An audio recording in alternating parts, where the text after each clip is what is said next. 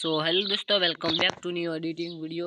तो આજના વિડીયોની અંદર આપણે શીખવાના છીએ જે જાનુ સોલંકીનું નવું સોંગ આવ્યું છે પ્રેમ જીવવા ના દે। તો તે સોંગનું પોસ્ટર એડિટિંગ કરીશું। તો ચલો વિડીયો કરીએ શરૂ।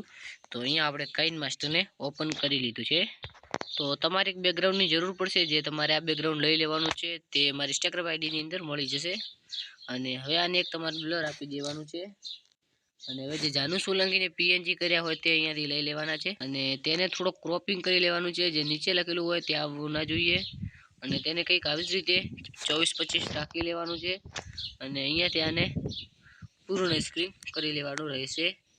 હવે આટલું કર્યા બાદ તમારે ફરીથી એક બેકગ્રાઉન્ડની જરૂર પડશે, જે તમને કાઇન માસ્ટરની અંદર જ મળી જશે। તેને તમારે થોડું ક્રોપિંગ કરી લેવાનું છે। જે પણ તમારે 26-27 રાખવું હોય 30 રાખવું એટલું રાખી શકો છો।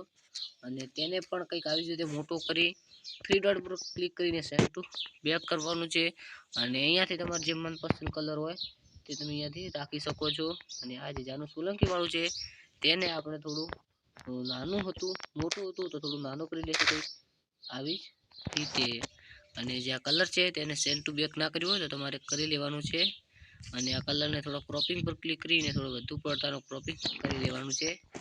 હવે 4K વગેરે હોય તે તમારે અહીંયાથી લઈ લેવાનું છે અને ના હોય તો તમે ગૂગલમાં જઈને ડાઉનલોડ કરી શકો છો। 4K સર્ચ કરશો એટલે આવી જશે।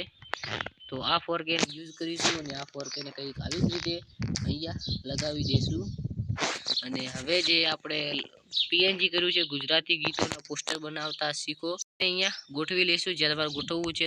તો આપણું પોસ્ટર બનીને તૈયાર થઈ ગયું છે। પોસ્ટર કેવું લાગ્યું તે ખાસ કરીને કોમેન્ટની અંદર બતાવજો।